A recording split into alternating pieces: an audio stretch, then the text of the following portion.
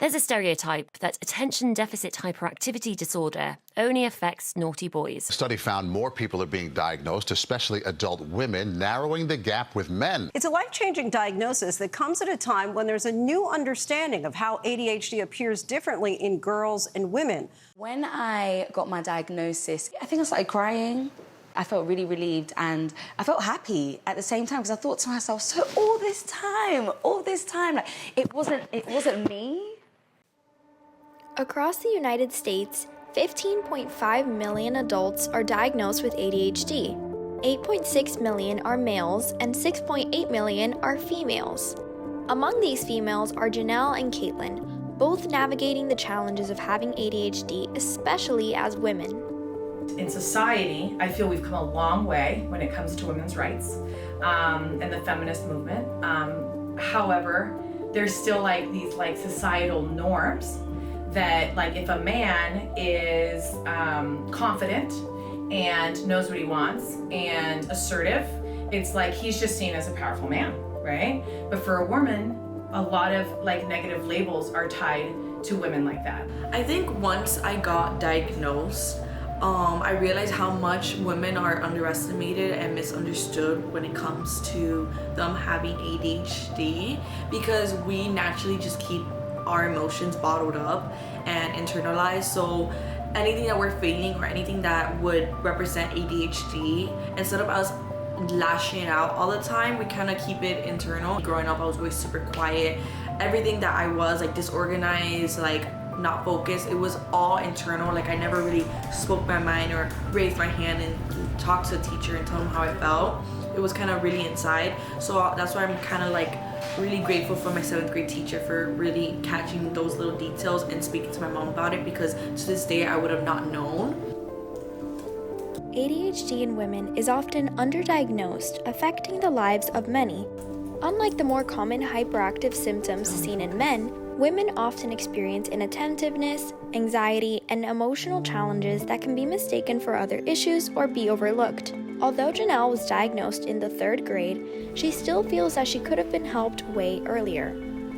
I feel that not having the proper interventions when it came to therapy and assistance, and back then, in the early 90s, not recognizing ADHD as something as a mental health disorder, as something that we have to learn to cope and deal with, and not being spoiled, or a child that's just not listening and they don't care because of a choice instead of a chemical imbalance in the brain that we need therapy and medication for.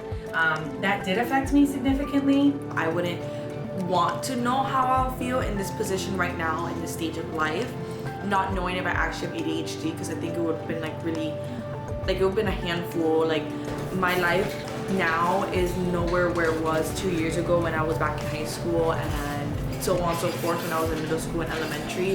I am way busier now. I have a lot of more responsibilities now and a lot of more technical stuff. And knowing that I have ADHD already, honestly, takes a lot of relief off my shoulders. It's easier knowing that I have it now, and I'm thankful and blessed to at least been diagnosed way earlier.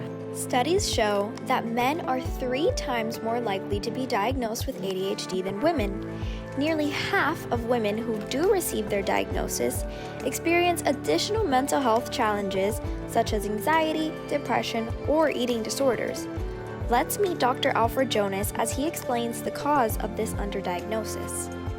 The issue that I would raise with you is not the concern that women are underdiagnosed, but the possibility that males are overdiagnosed. And the reason for that is that there's sort of an excess hyperactivity in males. It's more provocative, it's more disruptive, and they're more likely to get a diagnosis of ADHD, which is, and I will tell you many times, incorrect. Yahaira Marcano is the mother of a 16-year-old girl who was diagnosed with ADHD. Let's hear what she has to say as she shares what life has been like for her and her daughter while managing this condition. I think early intervention is key to any type of special diagnosis. I think that's huge. I caught it in 6th grade. I couldn't have imagined in and catching it in ninth grade. I feel like her knowing that there was something off with how she processed things is better than her blaming herself and not understanding why am I not getting this and why are they getting it and I'm not getting this. It gives her an answer of reassurance that there's really nothing she could have done. This is what it is, and she's gonna have to figure out how to move forward with it. And the younger she's able to do that, the more they're able to incorporate that into their regular life and then deal with it. Due to the difference in symptoms of ADHD in women, they are less likely to receive treatment for ADHD, with only about 1 in 4 women seeking help compared to 2 in 5 men. A male who is active or a little bit rambunctious or provocative can be interpreted as having ADHD when that may not at all be the issue. There's overdiagnosis in general, in all of medicine, more so in psychiatry. People just diagnose right and left and they're careless about it. Despite the challenges of living with ADHD as a woman, in some ways it can be a unique advantage. It also shapes individuals into who they are and adds value to their lives in unexpected ways. I really do consider it a superpower when we learn how to manage it, because like I can multitask like no one I know. Like I can like accomplish the world, you know? So that makes us very successful people.